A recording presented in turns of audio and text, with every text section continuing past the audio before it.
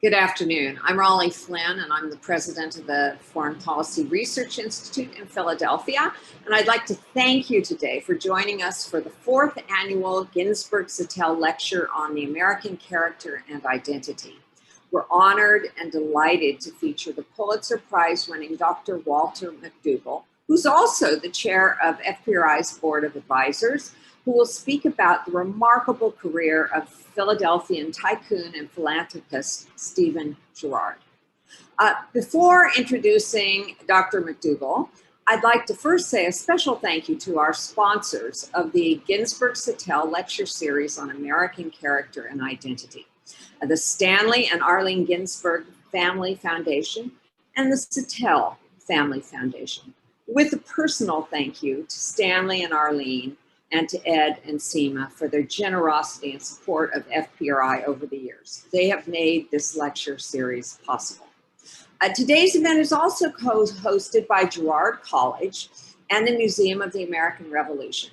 And I would like to express our gratitude to these institutions as well, with special thanks to Adrian Whaley, who's the Director of Education and Community Engagement for the Museum of the American Revolution, and to Kathy Haas, the Director of Historical Resources at Girard College. I'd also like to give them an opportunity to say a few words. So why don't we start with Adrian? Good afternoon, everybody, and thank you so much for deciding to tune in and join us this afternoon. This is going to be a wonderful program, and I know that I, for sure, am excited to listen in to all of the interesting information that I know is forthcoming. Just a couple of words about the Museum of the American Revolution. We are a relatively new organization. We just opened to the public in April of 2017, so it's quite possible that there are still many of you who haven't had the opportunity to come and visit us. Our mission is to uncover and share compelling stories about the diverse people and the complex events that sparked America's ongoing experiment in liberty, equality, and self-government, which is a big goal, a big mission, but we're really excited to do it because our vision is to ensure that the promise of the American Revolution endures. This summer, we've got some really exciting things going on. We actually just today did a press preview for an exhibit that's going to be opening up this weekend. It's called Flags and Founding Documents. And let me tell you, if you have never thought that American flags were interesting, come and check out this exhibit and you will discover the diversity in both appearance and the stories that these flags can tell over the many years of this nation's existence. We've also got an exciting project that attaches to that called the True Colors Flag Project. So if you've ever thought about what it means to show your true colors, or if you've ever seen the flags that sail up on a ship's mast, then you'll be really interested to come out and check out these 14 hand-sewn flags that women from across the nation, women makers, prepared just for our institution. Both of these things are going to be up over the course of the entire summer. And you should also check us out not only for Flag Day weekend, which we're celebrating this weekend, of course, but also our Juneteenth and our July 4th celebrations. So we've got a lot going on, and I would like to extend an invitation to all of you to come check us out. There are programs taking place not just in our galleries, in our museum, but also online. So be sure to visit us at www.amrevmuseum.org and be sure to engage with us on social media as well, where you can find us at AmRev Museum. Carol, thank you so much for inviting us for this, and we're really looking forward to this conversation. Thank you, Adrian. Kathy? Good afternoon, and greetings from Girard College. I'm so excited to be here this afternoon with people who share my interest in Stephen Girard and his legacy. A little bit about that legacy. We will soon be hearing about Stephen Girard, how he amassed his fortune and how he used it to fund an unprecedented school, which was originally endowed for poor white male orphans between the ages of 6 and 18. Girard College still exists and is still serving the mission. We are no longer all white, we are no longer all male, but we still serve academically capable, financially disadvantaged students from single parent families. We are still helping them to achieve success and to go out and to make differences in their communities. Yesterday was our graduation, and we were excited to graduate 25 seniors at the end of what's been a really crazy year around here. But I just wanted to kind of put that out there, that we are still doing the work. And on the historical side, if you are interested in learning more about Stephen Girard or about the college, we also have a museum. And Stephen Girard, when he died, left all of his books, papers, and his personal possessions to the school. So there has been a museum here since the very beginning in the 1840s. School opened in 1848. And we have just been able to reopen, and we will be accepting visitors. All of our information is on our website, which is at www.foundershall.org, where you can make arrangements to visit in person, or we also provide virtual tours and other ways that you can experience the collection and learn more about Stephen Girard and Girard College if you are not local. So thank you very much for the opportunity to be here today, and we are really looking forward to hearing the presentation. Thanks very much, Kathy. I'd also like to say a thank you to our board, many of whom are here in our audience today, and to our members and donors. We're truly grateful for your support. A lecture by Walter McDougall is always a special occasion. And although we'd all prefer to be here in person together, it really is wonderful to see so many friends and supporters and fans of Walter in our virtual audience today. I certainly hope that for next year's lecture, we will be able to gather in person together again. As many of you know, FPRI at its essence is about education.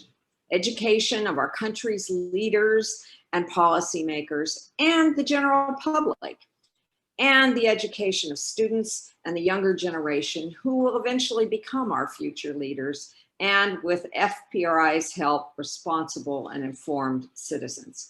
I can think of no better person than Walter McDougall to carry out FPRI's educational mission. In short, he embodies what FPRI has always been about.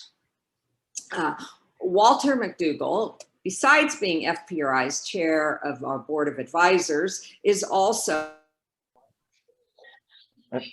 so it looks like Raleigh lost power where she is. So again, we'd like to thank you all for joining us, and say that Walter is our chair of our board of advisors, chair of the Ginsburg Patel chair of our Center for the Study of America in the West. And I'll let Walter take it away from here. Walter, you're good to go. Okay, thanks very much. Welcome everybody. Delighted to see you all here this afternoon. I'm going to go to share screen so you can see my wonderful slideshow. Some people consider PowerPoints to be hideously boring. I am actually very proud of my PowerPoints. I always choose my illustrations carefully, and I always write informative captions on them. So all my lectures are accompanied by slideshows. Well, let me begin on the date of May 20th, 1750, because on that date, in the French town of Bordeaux, Madame Anne Girard gave birth to a singular child.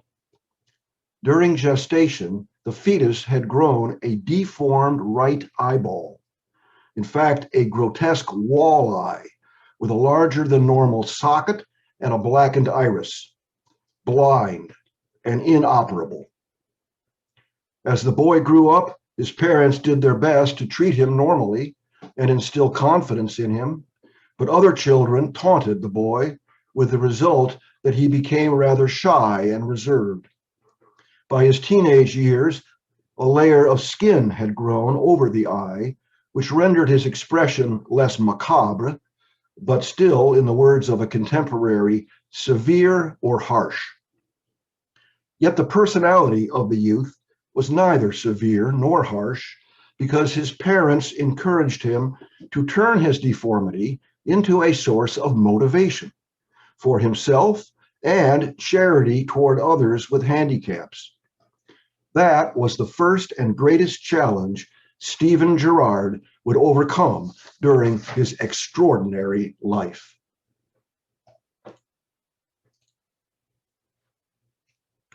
His hometown, besides being the center of a famous wine region, was the largest seaport in southwestern France. But both sides of his family had roots in the countryside, inland, about 65 miles. But Stephen's grandparents had migrated to the port city, where his father, Pierre, became a prosperous merchant. Pierre had gone to sea at the age of 13, and by his mid-20s was already captaining ships. And during the French wars against Great Britain in the 1740s, Pierre had served gallantly in the Navy and even received a medal from King Louis XV. Not surprisingly, the father was kind of a hero and a role model for his son. But Stephen also cherished his mother, because Anne dutifully suffered 9 pregnancies in as many years and gave birth to 8 children. She and her husband homeschooled them all, with Pierre teaching his sons geometry, accounting, and navigation, as well as reading, writing, and arithmetic. Stephen also read philosophy as a boy, including, much to his pious mother's distress, blasphemous authors such as Jean-Jacques Rousseau and Voltaire. And though Stephen never formally renounced his Catholic faith, he did display a lifelong antipathy toward clergymen.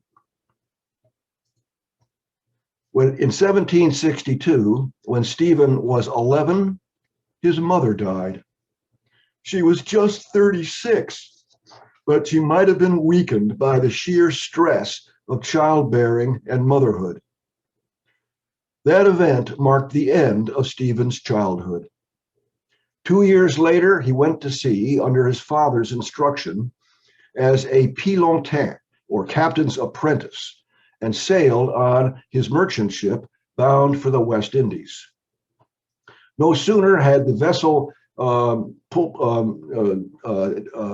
sailed past the estuary of the Garonne River into the choppy Bay of Biscay that the boy suffered terribly from, you guessed it, mal de mer, seasickness. But eventually he found his legs, his sea legs, and began his education as a sailor. In those days, that meant learning everything aboard a ship, from climbing the rigging to trimming the sails to handling the rudder. And of course, he had to do all that with a single eye. Once he got rated able seaman, his father then began to teach him the duties of an officer, including celestial navigation, clerical tasks such as financial accounts and keeping the log, plus the purchase of naval stores and supplies. Finally, his father taught Stephen the merchant business, including how to purchase and sell cargoes in foreign ports and how to deal with all the customs agents, port authorities, and quarantine officials that he would encounter. Finally, of course, a young skipper, imagine yourself a teenager, having to learn how to command the respect and sometimes to discipline salty old sailors on your ship. Well, 6 times as a teenager, Stephen's voyages took him to the Caribbean colony of Saint-Domingue. That is the modern-day country of Haiti on the island of Hispaniola. Haiti, or Saint-Domingue, in those days was a fetid, disease-ridden, but exceptionally fertile island where sugar plantations were worked by enslaved Africans. His father would put in at Port-au-Prince and exchange cargoes of manufactures for sugar and molasses, and then return to France, usually after about 10 months. Over those years, his father's ship captains promoted Stephen to supercargo, then first mate, and finally commander, when a given ship's captain was detained in a legal dispute in Port-au-Prince. Upon his return to Bordeaux in 1783, Girard was awarded his license as a full-fledged captain in the French merchant marine. He was just 23. The following winter, he sailed again for the Caribbean, and this time never to return. He would never see his father or any of his siblings again, except for one brother that he saw years later. And by a series of twists of fate, it happened that Stephen's destiny was not to be a Frenchman, but to become an American. The initial twist of fate was his failure for the first time to find any buyers for his cargo. He would export manufactured goods from France, including hats, parasols, and handkerchiefs for the ladies, and also saddles, and it must be said, whips for the masters of the sugar plantations. But it turned out he arrived in Saint-Domingue at a time when the markets for those goods were temporarily glutted. And that was a problem, because Stephen had borrowed heavily back in Bordeaux to purchase the cargo. So he had no choice but to stiff his creditors and wait for something else to turn up in the New World. And an opportunity soon presented itself. Another merchant was preparing to sail for New York with a cargo of sugar and coffee, but the ship lacked a first mate. So he hired Girard and even offered some of the space in the hold for any personal cargo that Gerard might wish to transport. So Stephen promptly sold his French products at a loss, but used the proceeds to purchase some sugar and coffee on his own account. He arrived in New York in July 1774, and immediately learned rebellion was in the air. Tension had been building between the British government and 13 colonies ever since Parliament tried to impose the Stamp Act 9 years before. And by the time Girard arrived, the colonists were preparing to send delegates to the Continental Congress in Philadelphia 2 months hence.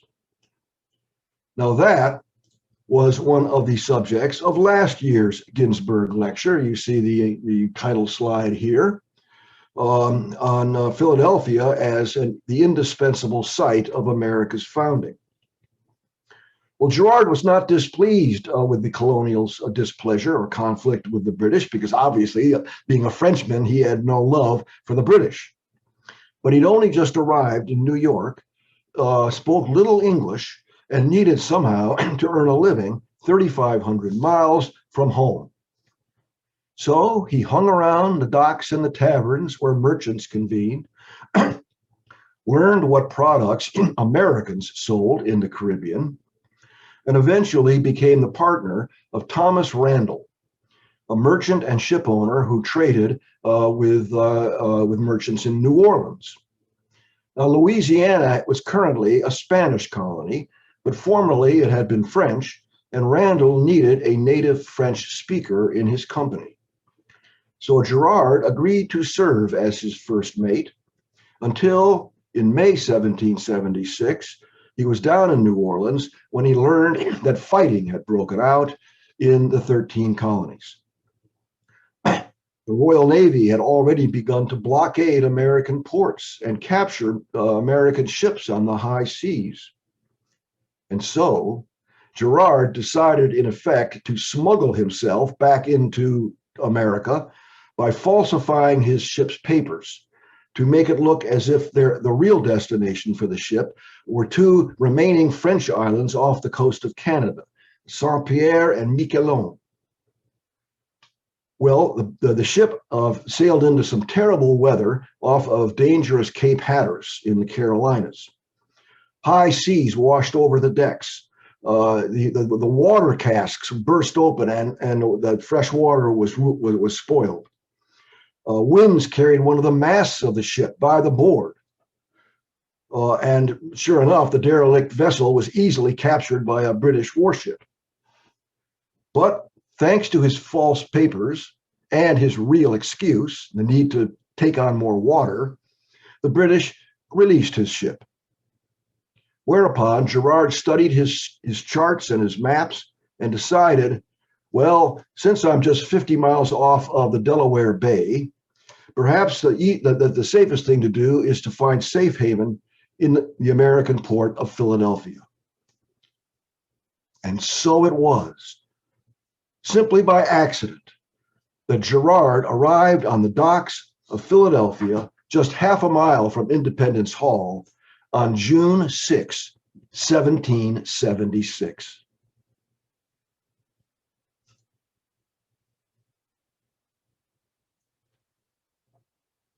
Girard then began a new life in America's leading metropolis, a city of 35,000, renowned for its many brick buildings, churches, and 165 taverns and inns. Girard made straight for the London Coffee House, which was a institution down near the docks where merchants and agents and captains all would mingle and swap news and close deals and socialize. A lively slave market operated across the street from the London Coffee House, because Philadelphia still included some 500 enslaved Africans, most of whom were in domestic service. Well, for the time being, Girard opened a small shop on Water Street. There he bought and sold groceries and dry goods. But the Declaration of Independence the following month would sooner or later force him to choose between returning to France or remaining in Philadelphia. He chose the latter, in part because he still owed all that money to his creditors in Bordeaux, but partly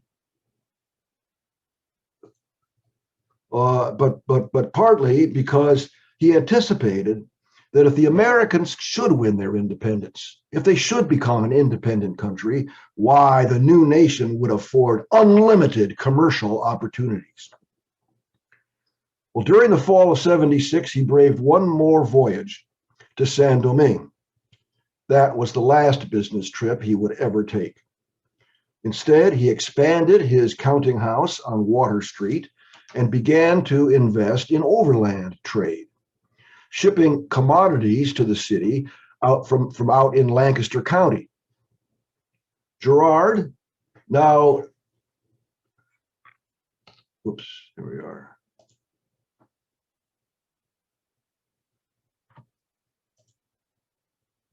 Oh my, where are we? Where are we? Okay, there we are. Girard, not Holly House. All right, my numbering system for my slides has gotten messed up, so you have to forgive me. Anyway, so Girard, now 27, continued to work as passionately as he had ever since he was 13. But it must be said, and I hesitate to introduce this subject, that the young man also had a passion for the opposite sex. What escapades he might have enjoyed while in foreign ports is unknown, but a good deal is known about his love life in Philadelphia. It began in spring of 1777 when he fell in love with an 18-year-old boarding house maid named Mary Lum. She was, quote, an enchanting brunette with luxuriant locks curling and clustering about her neck. As she tripped along in bare feet with an empty pail, in airy and unconscious grace, the saucy, titillating Mary simply captivated the susceptible Frenchman, unquote. Girard wooed her daily in the kitchen where she worked and managed to win her hand. Characteristically, as would become characteristic, Girard's honeymoon preceded the marriage, because the couple enjoyed a weekend tryst at a rural inn prior to exchanging their vows, and they exchanged those vows on June 6, 1777, exactly 1 year to the day after Girard had arrived in Philadelphia. Well, rumors that the Redcoats intended to occupy Philadelphia persuaded Stephen, who was, after all, a foreign national of dubious status, that he must not fall into the British hand, into the hands of the British. So he purchased a second residence 20 miles away in Mount Holly, New Jersey. That house, which cost him $1,400, still stands to this day. You can see it here on the slide at 211 Mill Street, Mount Holly. And the couple had escaped just in time because the British, following their victories in the battles of Brandywine, Paoli, and Germantown, had forced Washington's Continental Army into its winter quarters at Valley Forge.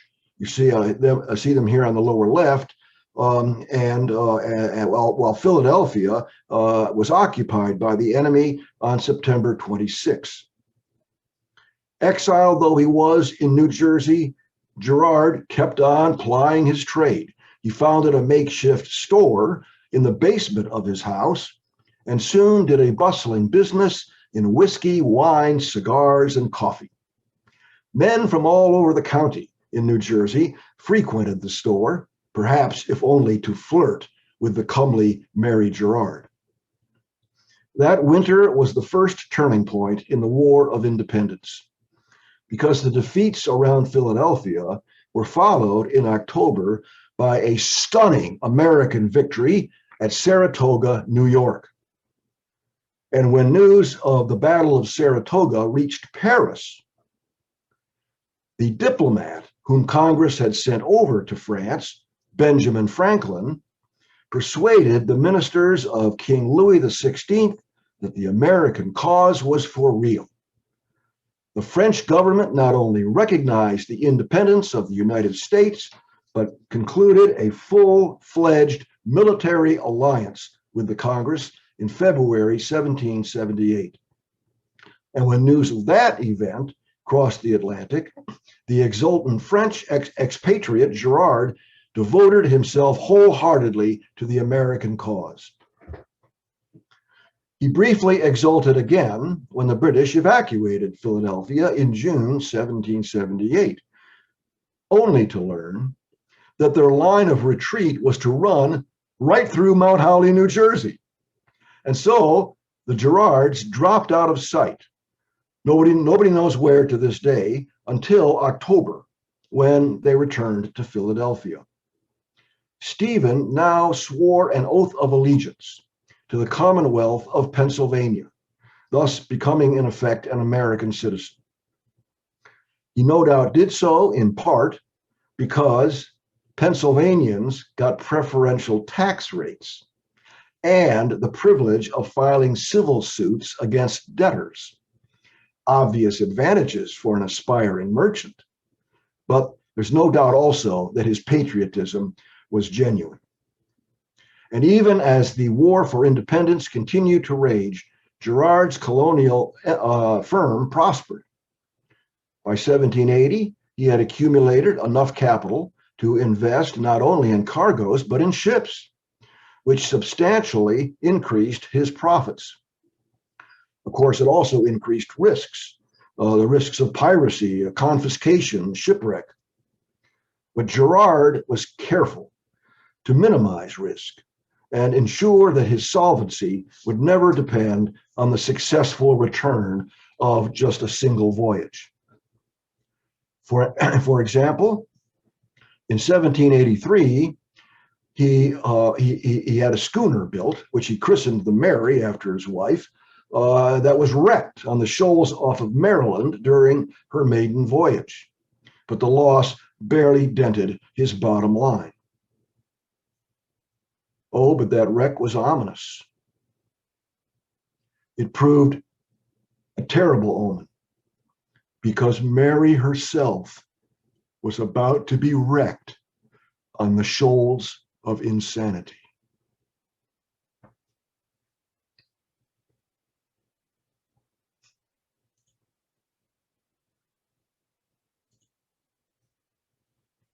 Now, 1781 to 83 had been the happiest years of their lives.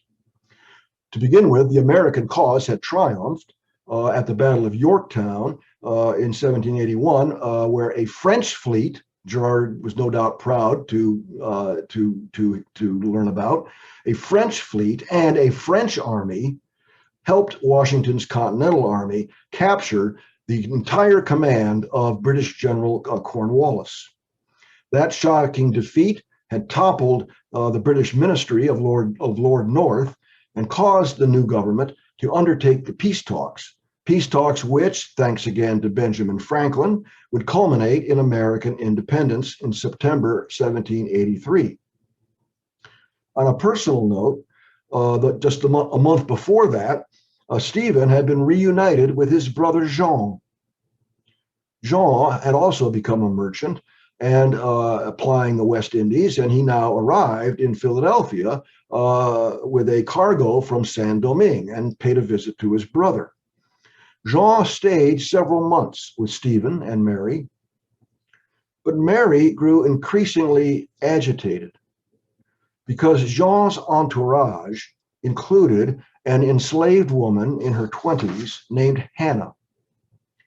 And she, in turn, had a daughter who bore a striking resemblance to Jean Girard, obviously his illegitimate child. What is more, Jean, while in Philadelphia, decided to marry a 19-year-old Irish indentured servant whom he had met. And so he purchased her indenture and prepared to marry her and take her back to Saint-Domingue. And not wanting Hannah around anymore to complicate matters, Jean simply gave the mulatto mother and the child to Stephen Girard. Well, not surprisingly, Mary grew increasingly outraged over the presence in her house of an adulterous slave woman and a child whom she knew to be Stephen's own niece. But for whatever reason, whether it's for that or some other reason, her temperament grew ever more erratic. One biographer described the episode thusly. She had spells of irrational behavior, sudden mood changes followed by tantrums. She would be jolly one minute and sullen the next. Sometimes she'd start screaming, smash dishes and topple furniture. If she was outdoors when a seizure came upon her, she might bang her head against a tree. Her frightful condition deteriorated until doctors pronounced her incurably insane. She was just 26. Stephen did not know what to do. Now, one 18th century theory about insanity in young women, usually prostitutes, attributed to a surfeit of sex. And indeed, Stephen's libido was such that he enjoyed intimacy on almost a daily basis. But the usual 18th century remedy for violent mentally ill cases was to chain them to chairs so they could not hurt themselves or others. That was a treatment Girard found appalling. So instead of committing her to an asylum, he moved her to the house in Mount Holly and hired Mary's own mother and sister to nurse her. 3 years passed. She did not improve. Stephen got tired of living a celibate life. And so he hired Sally Bickham, an 18-year-old Quaker seamstress, to be his resident housekeeper, but really to serve as his surrogate wife. Her beauty was so stunning that Stephen hired an artist to paint her portrait, something he had never done for Mary. Well, during that summer of 1787, Philadelphia was again the center of the new nation's attention because the Constitutional Convention was meeting there to design a federal government. Gerard was keenly interested because one of the convention's expressed purposes was to draft uniform commercial law for the whole nation, with the result that the ratification of the Constitution realized the dream of Alexander Hamilton of a continental market brimming with opportunity for all Americans. That was what Girard had bet his future on back in 1776. And by 1787, his ships had begun trading in ports all over Europe, the Caribbean, and South America, and even in China. That December, in fact, was the month when a consortium of Philadelphians, including Girard and Robert Morris, the famous financier of the American Revolution, initiated the lucrative American commerce with China. That was also the year when Gerard himself embarked on his first voyage in a decade. Leaving his business in the hands of his able brother Jean, who was once again visiting Philadelphia, Stephen sailed back to France. Only his destination was not Bordeaux, where he still owed his creditors the money for his initial cargo, and he feared that his ship might be impounded by them if he showed up at home. Rather, he sailed for Marseille and spent 7 pleasant months in the south of France, departing the country in January 1789. Just 6 months before the outbreak of the French Revolution. It was during that sojourn in France that he learned his father had died, and the settlement of his father's estate finally compelled him to pay off his creditors in Bordeaux. Why it took Girard 16 years to pay off that debt is a mystery, given the magnanimity which he usually displayed with people throughout his entire life. He's a generous man, so nobody knows why he wouldn't pay that debt. But upon his return, he found that nothing had changed with Mary, and that her mother and sister had gone nearly mad caring for her. And so, in August 1790, he reluctantly committed his wife to the insanity ward at the Pennsylvania hospital. Yet another heartache gripped Stephen just 6 months later, when Mary had a baby. Well, as it happened, the child would die in infancy, but how had she gotten pregnant in the first place? It was extremely unlikely that Stephen was the father. I mean, he had had relations with Mary almost daily for 8 years, and she'd never conceived. And indeed, Stephen Girard would never have a child by any woman throughout his whole life. And yet, that's another mystery of Girard's life that's never been solved. And yet, in any event, he never abandoned her. In years to come, he would visit the hospital frequently and was consoled by the fact that the Pennsylvania hospital was the most humane such institution in America. But meanwhile, he lived with his mistress, Sally. And after about 6 years of living with her, according to the gossip of 2 of his close friends, Stephen was enjoying intimacy with her as well on a daily basis. But the rest of his time, often evenings as well, was consumed by his business, which continued to grow. So life appeared to be on an even keel by, let's say, 1793, when, once again, calamity struck.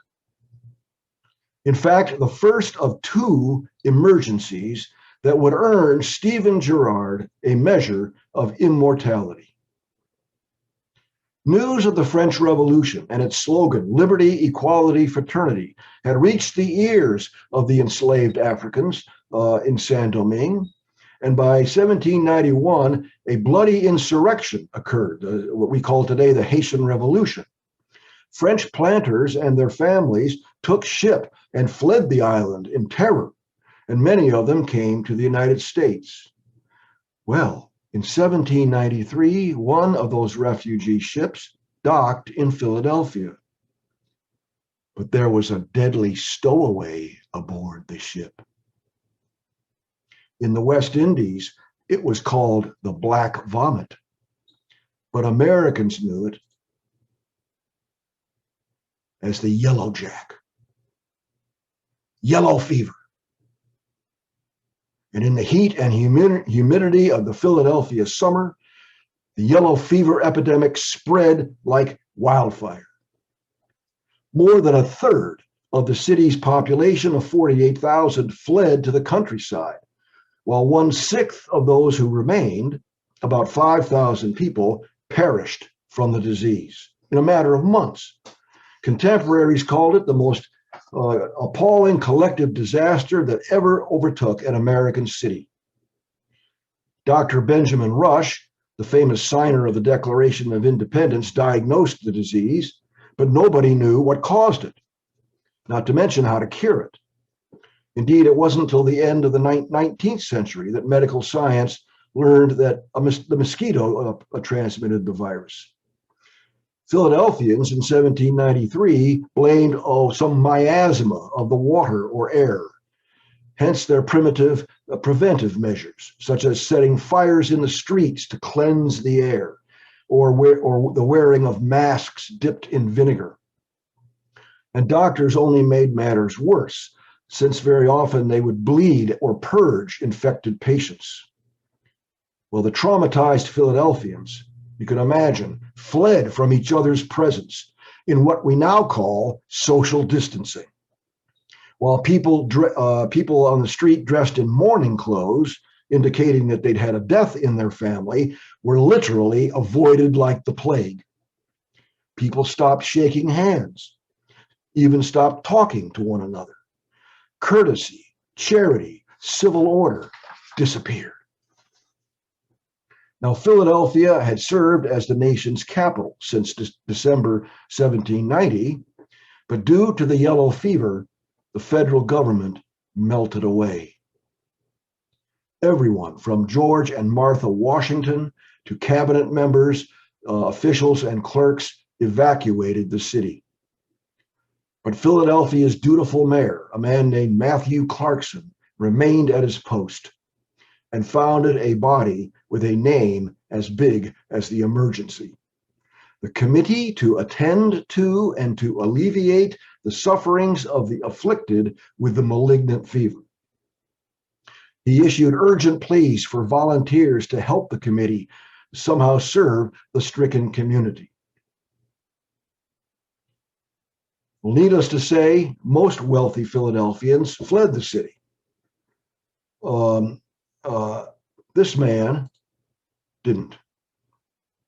Stephen Girard remained in the city and courageously answered the mayor's call for volunteers. Indeed, he became a leader in the fight against yellow fever. After consulting with the committee, he selected a site for a special sanatorium at Bush Hill. Bush Hill, the locus of Bush Hill today is roughly the corner of 16th and Spring Garden Streets, but at that time was still outside city limits. And the first time that Gerard made the trip about 2 miles out of town to inspect the sanatorium, he found it was so overwhelmed as to be worse than useless. Beds, linen, medicine, even food were in short supply. The floors were littered with 150 feverish victims shivering in their own vomit or excrement, seemingly left for dead by their doctors and nurses. Gerard set out to cleanse those Augean stables. He ordered a whole series of procedural reforms. He purchased sufficient numbers of beds and supplies. He hired competent doctors and nurses at his own expense. And as a result, the fatality rate among patients at Bush Hill plummeted from about 90% to just 10%. One doctor wrote in his diary that sometimes Gerard himself would put in long hours at the hospital caring for invalids, even those who spewed black vomit on him. During the months when the epidemic was at its height, of course, Gerard had to suspend his commercial affairs. To one partner in Baltimore, he wrote, quote, "The deplorable situation to which fright and sickness have reduced the inhabitants of our city demands succor from those who do not fear death. This chore will occupy me for some time, and if I have the misfortune to succumb, I will at least have the satisfaction of having performed the duty which we all owe to each other," unquote. The epidemic peaked on October 11th, when 119 Philadelphians died. That would be the equivalent of 6,000 Philadelphians during a day in the pandemic of 2020. But then the pandemic cooled off along with the weather. Residents began to trickle back into town, and they learned from those who had stayed about Girard's remarkable charity. He was already a celebrity because of his wealth. Now he was a civic hero as well. Well, no sooner did he throw himself back into business than American merchants like himself had to fret about new assaults on their shipping. The wars of the French Revolution had broken out, and the navies of Britain and France began to capture neutral ships suspected of trading with the enemy. President Washington declared the United States neutral in 1793, despite the fact that the Franco-American alliance was still in force, technically, nominally, and the Frenchman, Girard, regretted that fact, regretted that America was staying out of the war. But he regretted far more the fact that Congress had as yet neglected to build any warships to protect the American merchant marine. And so, once again, he threw himself into public service and placed himself at the forefront of a navalist movement. He chaired meetings of merchants and ship owners who drafted petitions to submit to the federal authorities. He led public protests attended by as many as 6,000 people in Independence Square.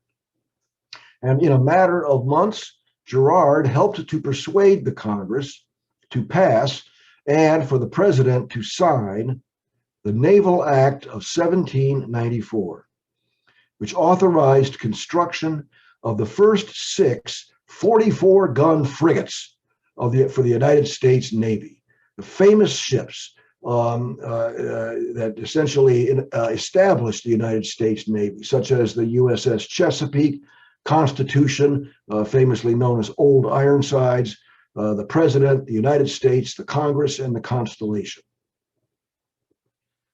Meanwhile, Washington had dispatched diplomat John Jay to London in hopes of reaching a commercial agreement with the British, which he did. He brought back a treaty in which the British agreed to make concessions on American trade and to allow the American ships to have freedom of the seas.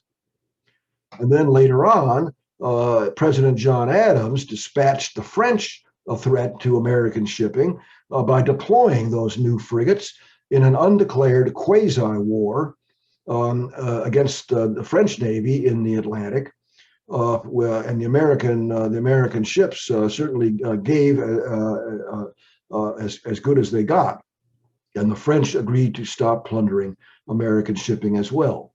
Finally, under the subsequent president, Thomas Jefferson, those frigates, inspired by Girard, would also sail off to the Mediterranean and punish the Barbary pirates. Finally, the federal government undertook a program to fortify American port cities. Most notably, Baltimore's Fort McHenry was built during this decade, the site where the Star-Spangled Banner would be written in the War of 1812. So anyway, over that decade, American merchants made a killing. They made windfall profits by selling goods to both sides in the European wars. Well, that decade marked a surprising transition in Girard's personal life as well. He had a, let's see here. Well, again, once again, my slides messed up. He had a larger brick building constructed for him on Water Street. Unfortunately, it's now buried beneath Interstate 95, which doubled as an elegant domicile for himself and as a great counting house for his commercial empire. For in addition to the original overland trade in foodstuffs from Lancaster County, he now owned, as I said, a merchant fleet which sailed to ports all over Europe, South America, and Asia.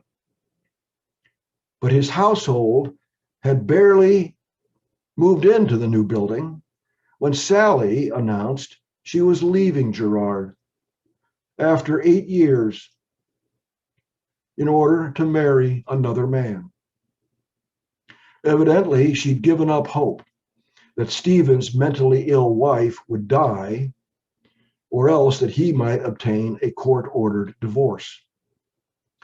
Gerard was dismayed, but he wished Sally well, and he even gifted the couple with a whole household of furnishings that they would need in their first home. But characteristically, Stephen hired another surrogate wife almost at once, a 20-year-old laundress named Polly Kenton. No image of her survives, but contemporaries described her as robust, buxom, happy, and competent. Like Sally before her, Polly was happy to serve as the live-in mistress of a wealthy and ardent man.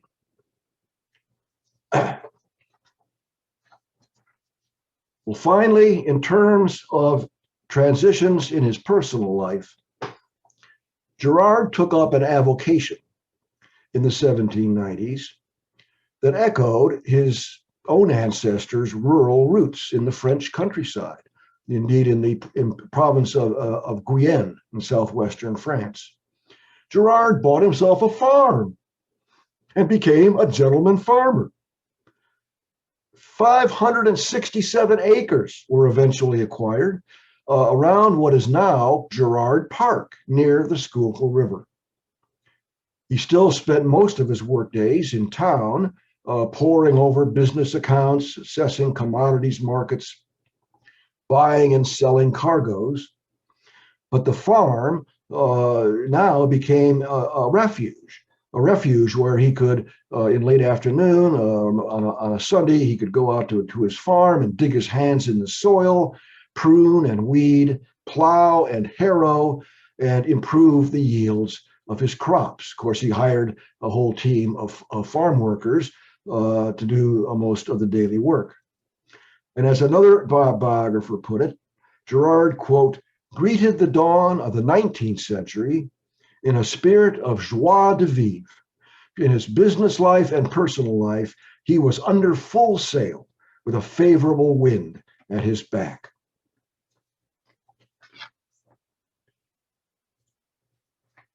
Here we see him on the wharf and at his desk. What was the secret of his success? Why did he keep working so hard?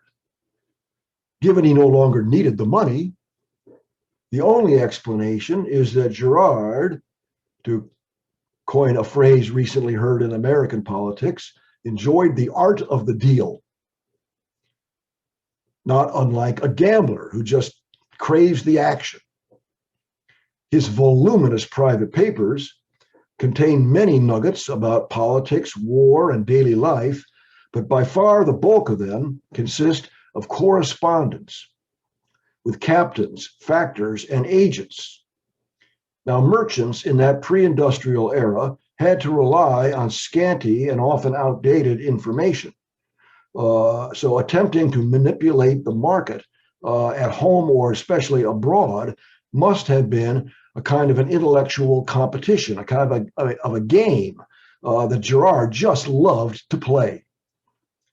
And over the years, his success in playing those games made him one of the wealthiest Americans. He might have been the wealthiest. He certainly was on a par with New York's fur baron, John Jacob Astor. But upon reaching middle age, Girard was also increasingly drawn to philanthropy. Now, he'd never been a churchgoer. And indeed, he had recently joined Philadelphia's Masonic Lodge. Yet he now made large donations to Catholic building funds and charities. Likewise, he began to kind of give back to his native land of France. He would lend lots of money to Frenchmen exiled by the Revolution, with usually no expectation of ever being repaid. He also took a keen interest in South American politics, the independence movement sweeping Central and South America, which had begun in the wake of Napoleon Bonaparte's invasion of Spain and expulsion of the Bourbon monarchy in 1808. The wars of the French Revolution had now morphed into the Napoleonic Wars as he made himself dictator and then emperor. And in 1808, that nefarious rascal Napoleon invaded Spain and ousted the king, and that kind of orphaned Spain's American empire. And so independence movements sprang up in Mexico, Venezuela, Peru, Argentina, and Girard ordered his captains who were trading with South America to make contact with the Latin juntas and even to ship arms and ammunition to some of them, including Simon Bolivar in Venezuela. Well, during the first decade of the 19th century, Girard also got involved in some new industries. He invested in coal-burning stoves, for instance, which were beginning to replace the Franklin stoves in the houses and public buildings of Philadelphia. And Girard was among the first Americans to promote the use of the superior anthracite coal, deposits of which abounded in northeastern Pennsylvania, richest anthracite coal mines in the world. But by 1807, American commerce was facing yet another crisis. In those Napoleonic Wars, the British and the French had fought themselves pretty much to a standstill. The British naval victory at Trafalgar in 1806 and the French military victory at Austerlitz in 1806 meant that this had now become a contest between an elephant and a whale, meaning the French army, the elephant, was invincible on the land, but the whale, the Royal Navy, was invincible on the seas. And so neither side could force the other to make peace. And both nations, Britain and France, therefore resorted to economic warfare. Once again, they imposed reciprocal blockades on each other. The British cabinet approved the so-called Orders in Council, which prohibited neutral ships to trade with Napoleonic Europe, while Napoleon's decrees prohibited neutral ships from trading with Britain or exporting British goods to the continent.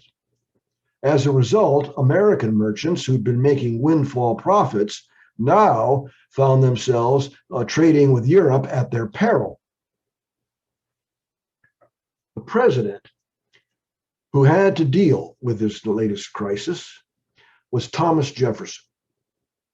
Now, Girard had always been an avid supporter of the Jeffersonian Party in American politics, but he was shocked when President Jefferson took measures even more ruinous to his business than the European blockades. Because Jefferson's tactic to fight these blockades meant cutting off America's nose to spite her face. The president instructed his majority in Congress in 1808 to pass a draconian embargo act, which simply forbade Americans to engage in foreign trade. The economic calamity caused by that embargo cannot be exaggerated. All sectors of the American economy that were in any way dependent on exports were temporarily ruined. Well, in 1813, Congress repealed the embargo, but Jefferson's successor, James Madison, replaced it with a so-called Non-Intercourse Act, which forbade commerce with Britain or France so long as their blockades remained in force. So it pretty much amounted to the same thing. Well, not surprisingly, merchants and captains took to smuggling. Smuggling in every way possible to evade the American law and hopefully to reach foreign ports unscathed. And of course, if they were captured or caught by American customs officials or authorities, then they risked the possibility of having doing jail time or at least paying punitive fines to the federal government. And in June of 1812, sure enough, one of Girard's ships was seized by customs officials, and the United States Treasury Department filed suit against his firm, seeking a ruinous judgment. Well, just a week after that happened, just a week after that day in June 1812, the Congress defiantly declared war on Great Britain. Citing as casus belli, as the causes of war, the British blockade, the Royal Navy's impressment of sailors off of American ships, British occupation of forts in territory around the Great Lakes disputed by the United States, and that the British in the Northwest Great Lakes region were clandestinely arming hostile Indian tribes to try to block the pioneering expansion of the United States. Well, in fact, however, this War of 1812 turned out to be the second crisis, which earned Gerard a measure of immortality. Why? Well, here we have a wonderful political cartoon of the embargo. Jefferson here on the right is having his pockets picked by the British and the French alike, and the fellow on the left trying to smuggle goods onto a ship is being bitten by a snapping turtle who's one of Jefferson's customs agents, and he's damning this cursed "oh grab me," which is the word embargo spelled backwards. And then here we have in the War of 1812, but the War of 1812 turned out to be the second crisis that earned Girard immortality, because the Madison administration had no means of funding the war. The government declared war, but the government couldn't wage the war. Why? Because the Jeffersonians in Congress had foolishly refused to renew the charter of the first United States Bank, founded by Alexander Hamilton in 1791. Now, Girard owned shares in the bank and had strongly favored renewal of the charter, but now his own political party had killed it. And so Girard did the next best thing. He purchased the bank's elegant Corinthian temple on South 3rd Street, Philadelphia, and capitalized a private bank. So it was that when the war broke out, the Treasury Secretary, Albert Gallatin, had to ride to Philadelphia, go hat in hand to Stephen Girard, and beg him to lend the government $500,000, even though his treasury was prosecuting Girard's firm in court. And Girard agreed to extend the credit if the federal government would agree to deposit the funds in his bank. Gallatin refused those terms, so no loan was made. In February 1813, the Congress authorized the Treasury to sell $16 million in war bonds, hoping to finance the war through public debt.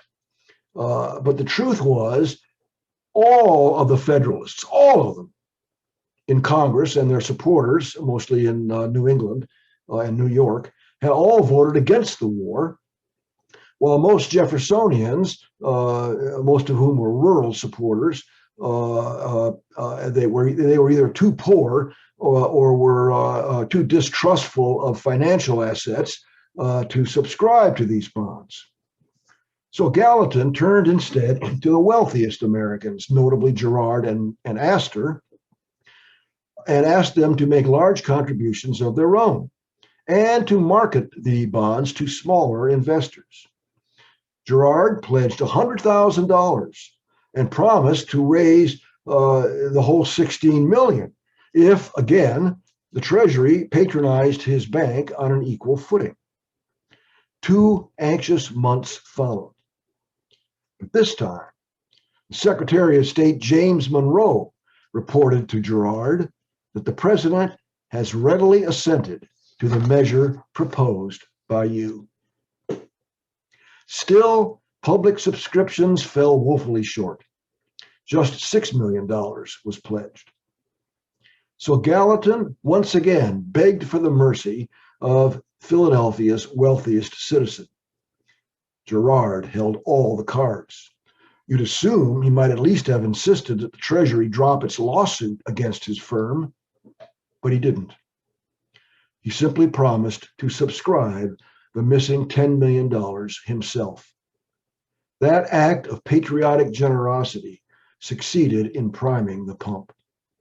Public confidence in Girard, not in the US government, was such that his bank sold $4.6 million in bonds in just 10 days. That financial operation proved to be the turning point of the War of 1812 because it bought time for the Madison administration and the military to overcome the early reverses they suffered on the northern, southern, and western frontiers. Now, the War of 1812 is usually said to have ended in a draw because the Treaty of Ghent merely restored the status quo ante bellum. But a draw was a victory for the callow republic in what amounted to a second war of independence against Britain. And when news of the treaty reached Philadelphia in February 1815, crowds turned out on a frigid day to celebrate. One eyewitness recorded, "The town is in a great bustle and joy sparkles in every countenance." Moreover, after the war, the Democratic Republicans, having learned their lesson, promptly created the second Bank of the United States, whose elegant Doric temple still stands on Chestnut Street across the street from the Museum of the American Revolution. Well, what about that Treasury lawsuit? It dragged on until 1819 when Girard's lawyers managed to settle for a fine of $50,000. Well, it was during that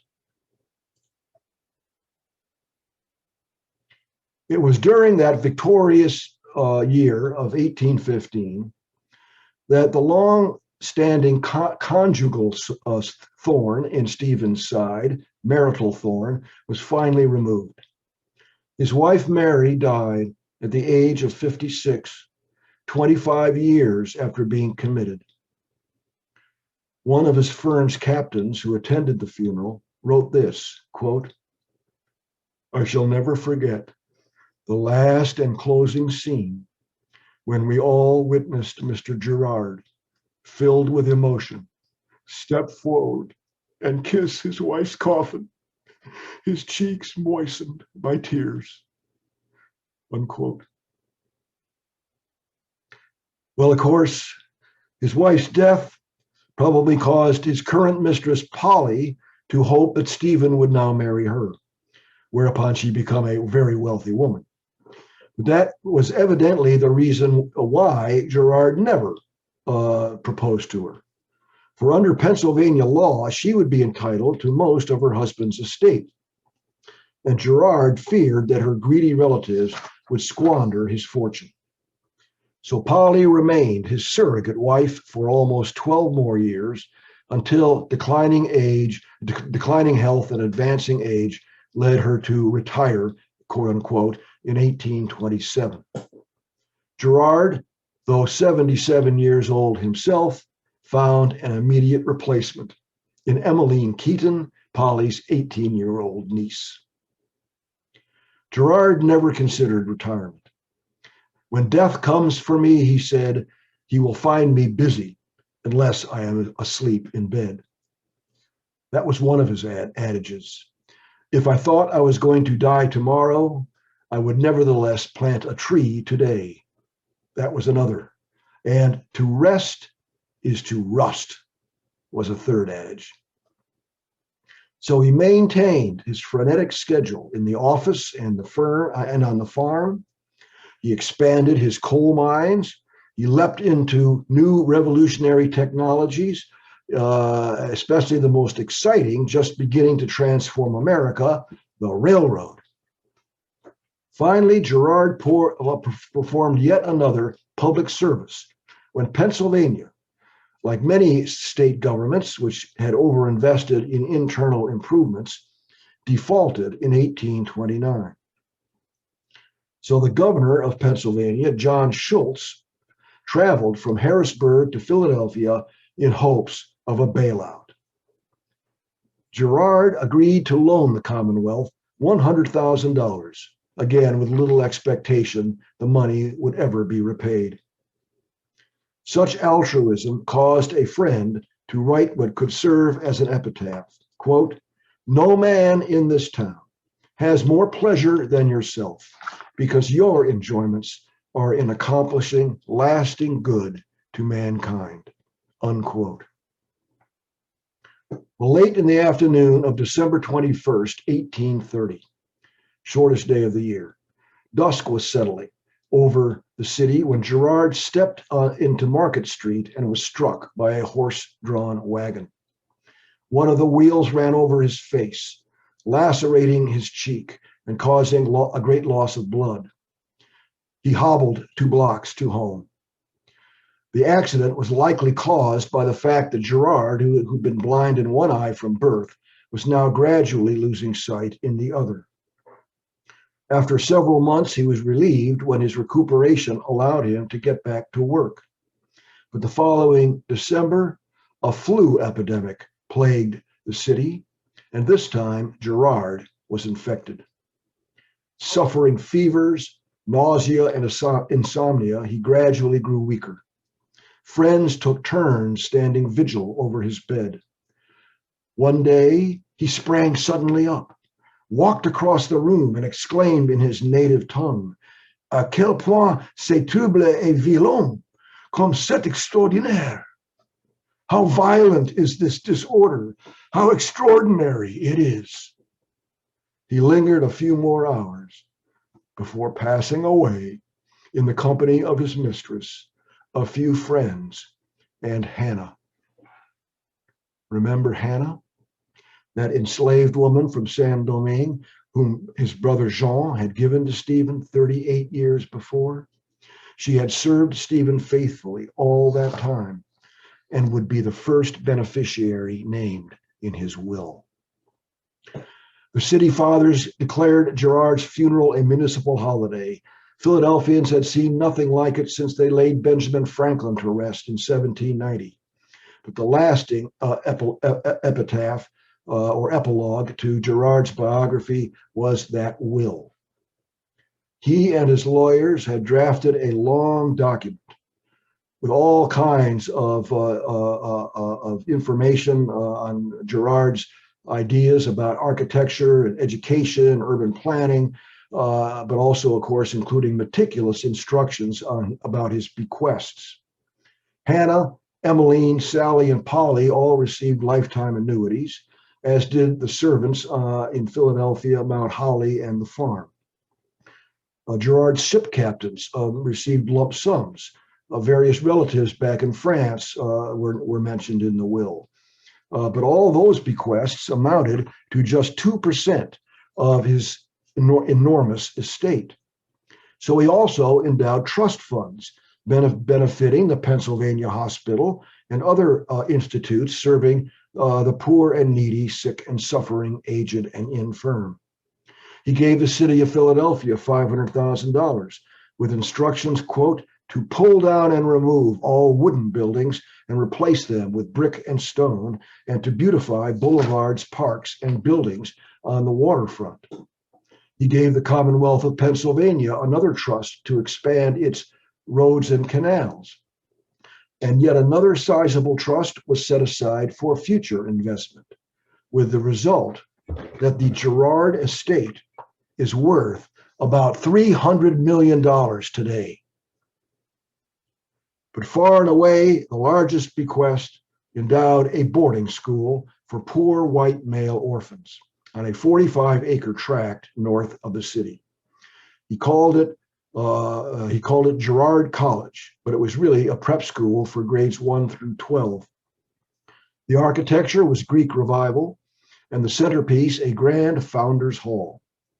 The trustees later decided to make the hall's most prominent feature a sarcophagus containing Girard's body. Interestingly, Girard's will specified that, quote, no ecclesiastic, missionary, or minister of any sect whatsoever shall ever hold or exercise any station or duty whatever in the said college, nor shall any such person ever be admitted for any purpose or as a visitor within the premises.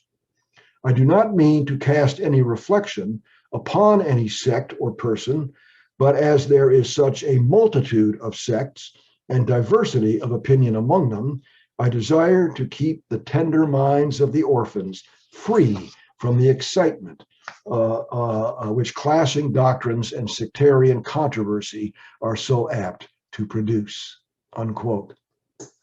He enjoined the administrators and teachers to instill in the minds of the students, quote, the purest principles of morality, unquote, but not to confound them with dogma. Through Girard's legacy, therefore, you could say the 18th century French Enlightenment cast a long shadow over this American school founded in the Jacksonian era. Various litigants hoped that this religious restriction might be grounds for disallowing the entire will.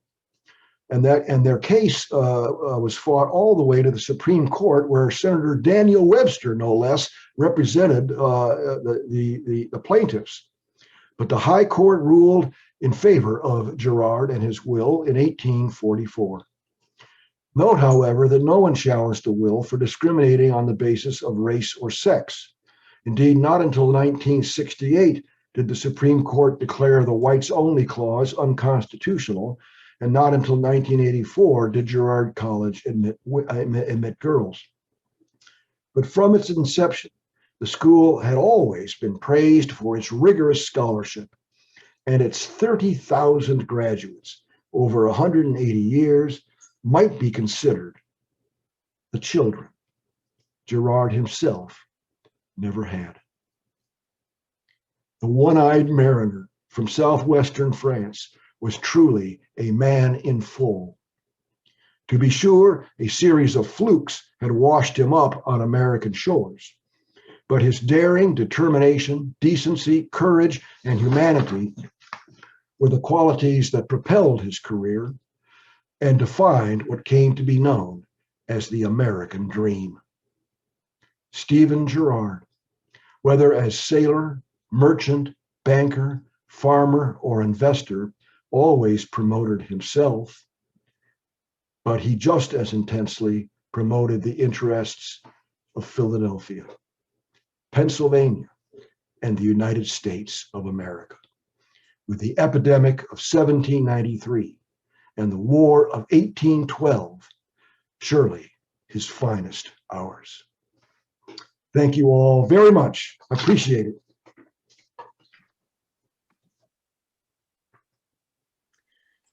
Thank you, Walter. That was tremendous. I would encourage those of you in our audience who have questions, please put them in the Q&A box. And while we're waiting for you to do that, I have a couple of questions. And Walter, if you already answered them in your talk, please forgive me because the storms knocked me out, so I missed the beginning. But I found it very interesting that he hired these housekeepers who had extracurricular duties. And my question is, how common was that at the time? And did people look down on him for that, or was it just not really known that he was doing this? Well, I'm not an expert on cultural questions of that sort, particularly for 18th century America, or for that matter, France. But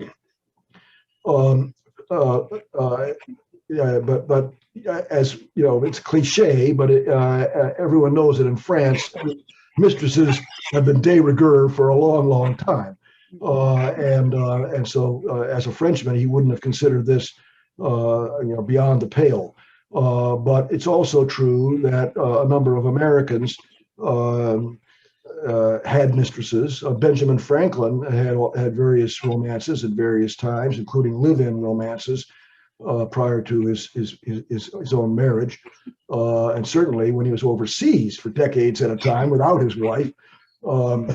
And so even right there in Philadelphia, there were examples of that sort of thing.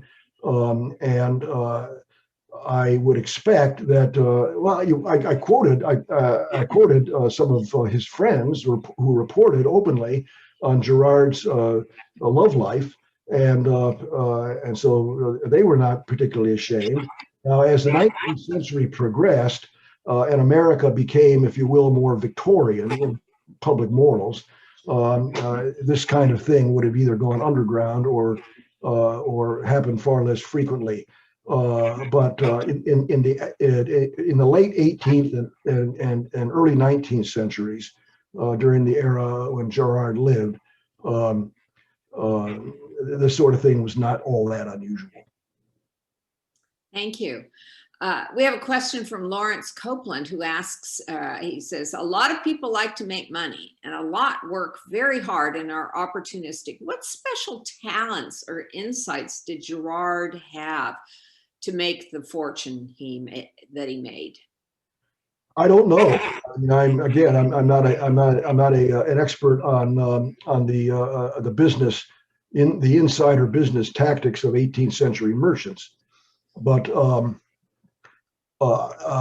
we certainly can certainly conclude from the evidence we have about his business career that he was an extremely disciplined hard worker, and he was extremely prudent. After that very first voyage, when he couldn't find buyers for his cargo, and got behind the 8 ball, ever since that voyage in his life, he was always very prudent.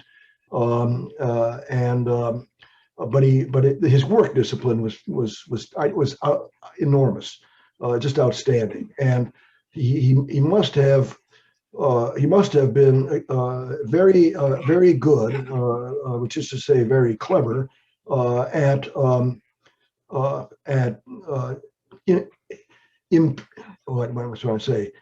imputing the likely conditions that a ship was going to find when it sailed over to a given port at a certain time of year, and would try to sell a certain cargo.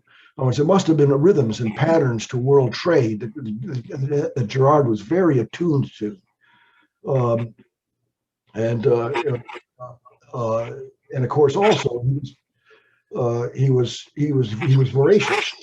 Any money making opportunity he saw, he would jump into. As we learned when he opened a store in the basement of his house in New Jersey.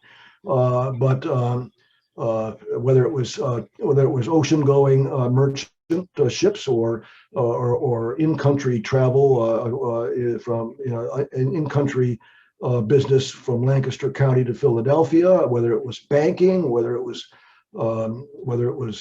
coal mining. He got into everything that presented itself, and seemed to have a Midas golden touch. Interesting. Can you say a little bit about his personality? We've heard that he was diligent, but he was a real deal maker. And did people like him? I think they adored him. Kathy knows far better than I do, but from his biographies, not all of which are hagiographies by any means. Some of them are somewhat critical of various aspects of his personality. But I got the impression that he was extremely charming with men and women alike, this no doubt helped him a great deal in his business career. He didn't make enemies that I'm aware of. Nowhere in any of his biographies did I read about any rivalries he had with other merchants, and so I think he must have been a very likable fellow. Once he learned to speak perfect English after a couple of years, he must also have been a kind of a raconteur. He would have been. It would have been rare when you got to pin him down to spend some time just conversing or relaxing with you, having a glass of wine or whatever. But if you did, I expect you probably found him to be a very genial fellow. And again, you have the testimony of some of his personal friends to that regard. Yeah, that's interesting. Kathy, would you like to add to that? Sure. I think it is challenging to pin down his personality. As he mentioned, a lot of what we have pertains to his business, and there's a bunch of different accounts from different people, written about him and afterwards. I think that one of the things is that he was a very hard driving type A personality. That certainly comes across very clearly. And so some people that really rubbed the wrong way. He had high standards, not just for himself, but for other people. And so some of the conflicts he did have seemed to have stemmed around his expectations and other people's ability or inability to meet them. He also, those who didn't like him would impute to him sort of very stereotypical miser, language, and so there was definitely people who were less positive towards him. But in some ways, the problems were kind of a flip side of the talents that ended up making him successful in his business life. So he kind of had both of those things going on, and people's opinions of him often tended to relate to how they'd interacted with him in their own dealings. So yeah, I guess I would say that there were some people who were not huge fans of him, but there were also those who very much appreciated what he had done and appreciated his strong qualities. Well, I would draw attention. Thank you for those for that intelligent for those insights, Kathy. You taught me something. But I would draw attention back to his tremendous civic contributions. The courage that he showed in 1793 was utterly unexpected. I mean, he's the richest man in town. You think he's gonna go off to the hills during the epidemic. Instead, he not only stays in town, but he becomes the leader of the fight against the pandemic. And then later on, the War of 1812, he was getting screwed by the Treasury. This ship that got captured was accused of carrying British goods. Gerard didn't even know the origin of these goods. The ship had picked up these these goods in the West Indies somewhere. But the Treasury claimed that they were British and that he was violating the American Embargo or Non-Intercourse Act. And the Treasury, in its lawsuit, tried to charge Girard an impossible sum. The government basically tried to shut him down, put him out of business, take his entire fortune away from him. And while that suit was pending, the Secretary of Treasury himself comes to Philadelphia and says, "Please, Mr. Girard, won't you help the federal government fund its war?" And he says yes. Yeah. The behavior is almost inexplicable. So he's a man. His personality is opaque. Because these acts of charity and courage are almost as inexplicable. Oh, they're simply inexplicable. Yeah. Don't you agree with that, Kathy? Yeah, I think that his willingness to step up and to do what needed to be done is definitely his, within the civic things that you were talking about and the national things you were talking about, is one of his great legacies. He ended up actually making out pretty well off of the bank deal in the $16 million loan, because the government did continue to exist. And so that was a loan and not a gift. So he did get paid back, and he actually was able to earn a commission on the loan parts that he'd sold to other investors. So he got a 0.25% commission, which was apparently an innovation in the investment banking world at the time. So in the end, he ended up doing quite well out of it. But of course, he couldn't have known that for sure going in. And, he was willing to take that risk on behalf of, he believed on behalf of his adopted country. So, he ended up, there were some things that, and his bank ended up benefiting too, because the government did treat it on an equal footing, and therefore that, placed him in a better position vis-a-vis some of the other Pennsylvania banks, which he'd been having some difficulty with. So, he did well by doing good in the case of the loan, but he definitely couldn't have known how it was going to work out for sure when he stepped up to the plate. So yes, there were good business decisions made, but it was also a strong leap of faith as well. Right. In that sense, Gerard was a perfect American, doing well by doing good. Creative corruption. That's one of the mottos of American history. Was he also engaged in a little bit of relationship building, that by he loaned this money, so he probably figured out he's going to make some money with it, but he was also building bridges to people who could throw him additional business perhaps in the future. Is that possible? Yeah, I'd certainly probably I would say probable. But again, I haven't researched his business dealings in any depth. Yeah, interesting. We have a few more questions here. One from an anonymous attendee who says, "I've sometimes heard the expression a Stephen Girard job, which is used to describe a make-work job of no real purpose, but for the workers to make some money. Is there some real-life basis in Girard's life that gave rise to that expression?" Kathy?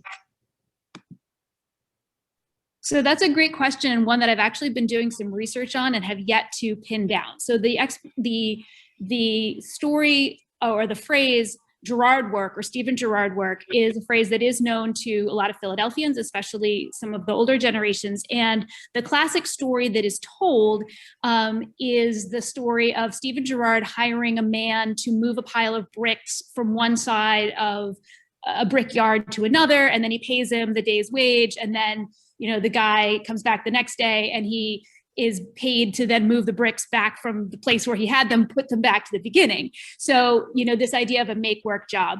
I have been able to trace the history of that phrase back into the 19th century, but I have not yet managed to trace it back to Stephen Girard himself. So I don't know. It's an open puzzle, and if somebody else out there knows more than I do, I would be curious to know more about it. So it has come up, but I haven't pinned it down to his life. I do know the concept, however, is very true of Girard. He generally did not like to give charity, open charity, to able-bodied men. So if you look, his gifts, his outright gifts are primarily to women, children, the infirm, that sort of thing. With men, he would be much more interested in offering a job. He might buy something off of somebody, which had the advantage of Girard getting that thing, but also providing income to somebody. So for example, we have a large amount of French silver that we know that he purchased off of a French expat. So that was a way of giving the guy some cash. Girard ended up with some silver. Everybody wins out of that deal. So, another good example of giving a long-term job would be his right-hand man, Jean-Rigaud Bergeau, was one of the people who had come to Philadelphia in the Haitian Revolution and had applied to Girard for a job, and he ended up working for Girard for decades. So the concept that Girard wanted to reward work rather than give charity to people, that is very much attested to in his own life. His own work ethic was extremely strong, and he expected that of others. But the exact story of like somebody carrying bricks back and forth, I have not actually been able to pin down exactly where that one originates from, but it does go back quite a ways. The episode in Girard's life that I had not known about, but which interested me greatly, was his leadership in the navalist movement. And I wonder, Kathy, if the college, if the archives there contain any papers having to do with Girard's promotion of the United States Navy.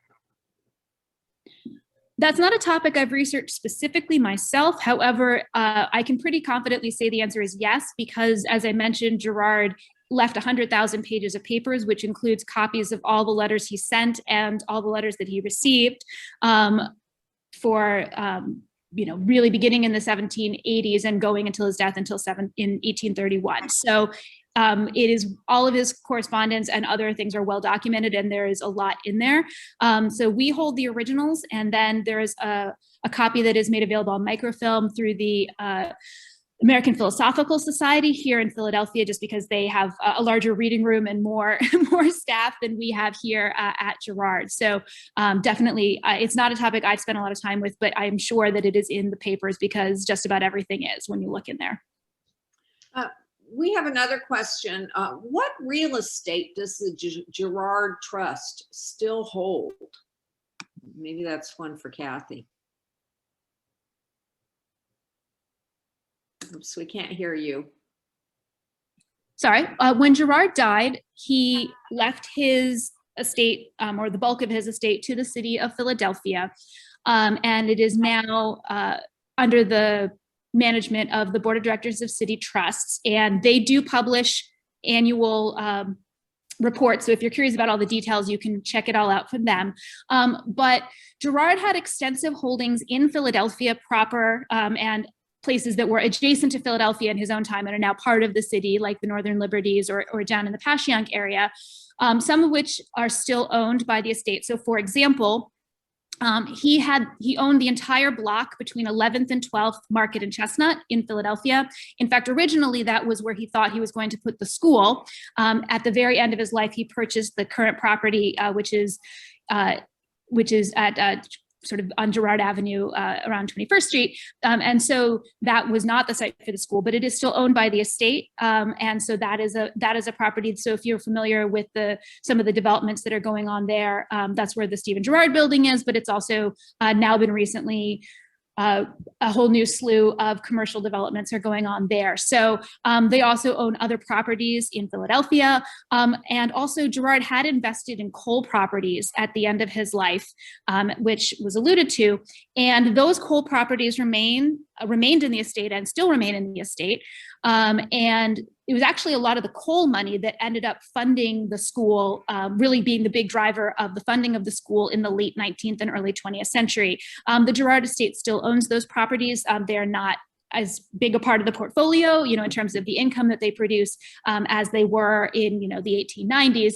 But that's another example of property that they still own. So Gerard bought a lot of property, a lot of which in his own day he used as rental property to bring in an income stream as well as being a capital investment. And that is obviously still what the estate does.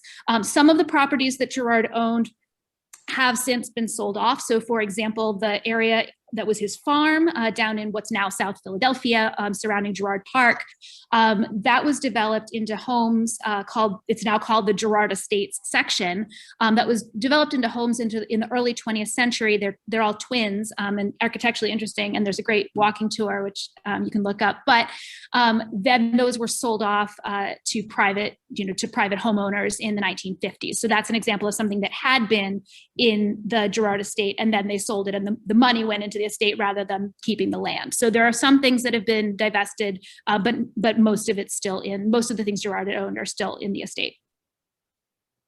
We have a question from our board member, Don Carden, who asks, what political figures and or parties did he support? What, pardon, say again? What political figures or parties did he support?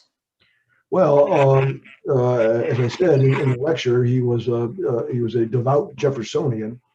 I don't know that he had any particular political contacts, or well, he probably had lots of political contacts, but whether he had any preferences beyond that, he certainly was not a Federalist, as to my knowledge, and of course he had a little bit of a problem with the Democratic Republicans during the embargo, but he, to my knowledge, Kathy will correct me if I'm wrong here, but to my knowledge, he didn't really try to manipulate American politics the way you would expect a man that wealthy to do.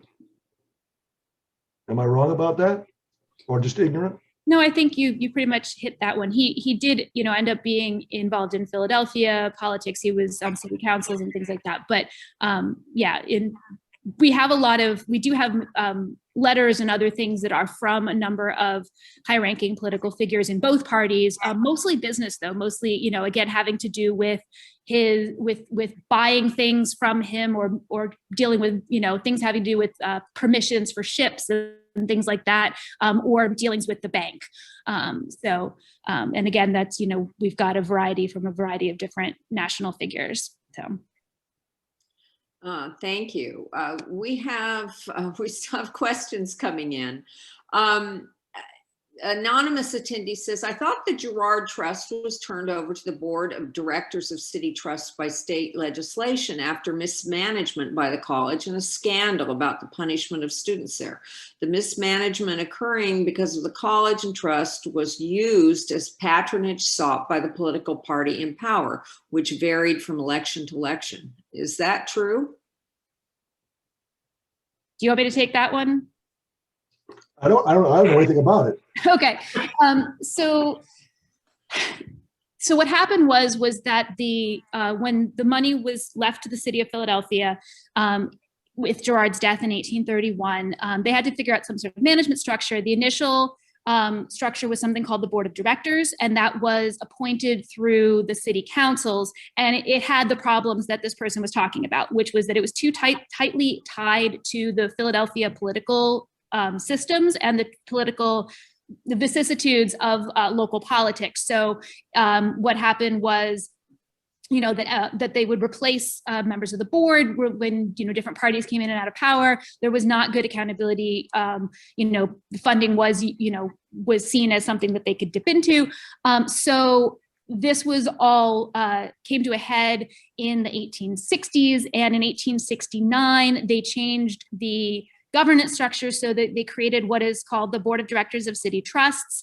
So it is still publicly managed, but it is appointed through the judicial system rather than the city councils, so that would be more removed from the rough and tumble of local city politics. And so it is still, as I say, publicly managed, but it is the Board of Directors of City Trusts, and they took that was created in 1869, and so they have been the managers ever since. So and as I say, you can, again, their statements are all public, and you can find their annual reports and stuff for them online.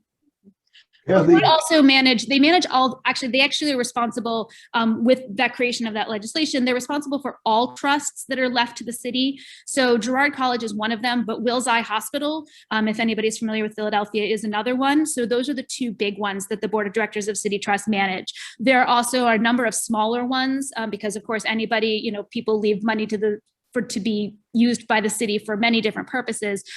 So there's a bunch of smaller ones that they call the sundry trusts, but Girard and Wills Eye Hospital are the two big ones that fall under them. Kathy, I have one final question, Kathy. You just muted yourself. Sorry. Do you have any idea? Do you have any idea why Stephen Girard stiffed his creditors in Bordeaux for so long? There must be correspondence. I mean, he must have written to his father and his brothers, in Bordeaux, and I don't know whether he had any correspondence with those creditors or not. Is there any evidence in his papers to explain that mystery? Again, that's one that I don't have a specific answer to. But again, he could, right? Like he got away with an interest-free loan for quite a long time. And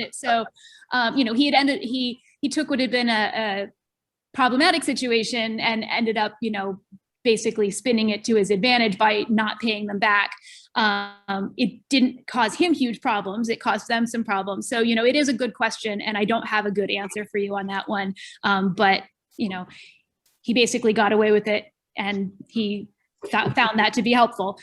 He was definitely willing to play close to the line with a lot of legal stuff. You did allude to or talk about his smuggling and using different flags on his ships and, kind of getting away with what he could get away with, in the complicated rough and tumble world of international trade and maritime politics at the time. So maybe it's best to see it in that light. But that's a good question. It's one that we don't have a great answer to right now.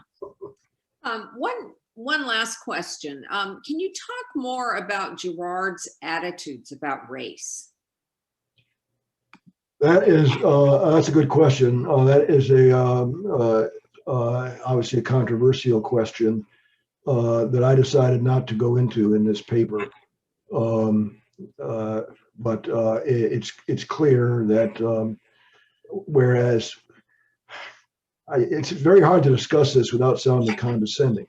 In other words, I have no reason to believe that Girard was a cruel man. He certainly had no problem with slavery, and the fact that his father was deeply involved in the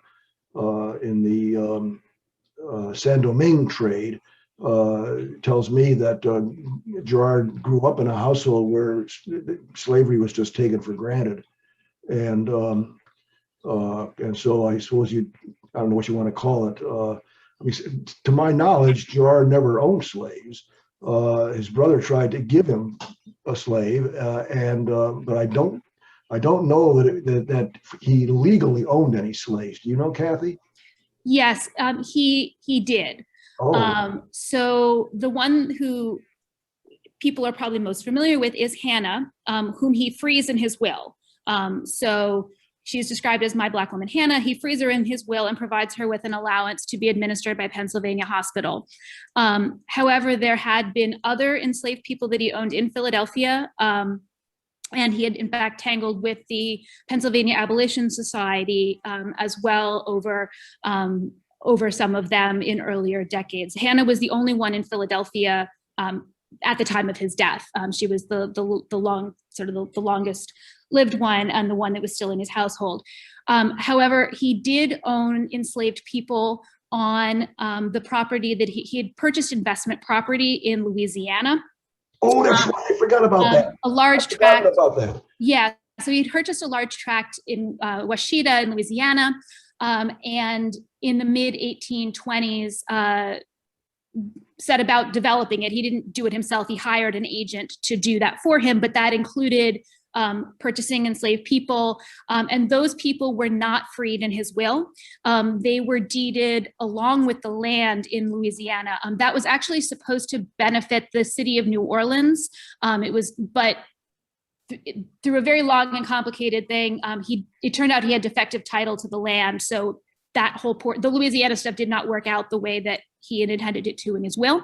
But there were enslaved people there as well, and they were not freed in his will. So he was a slave owner. And so that is part of his background. He also did hire many free African Americans as well.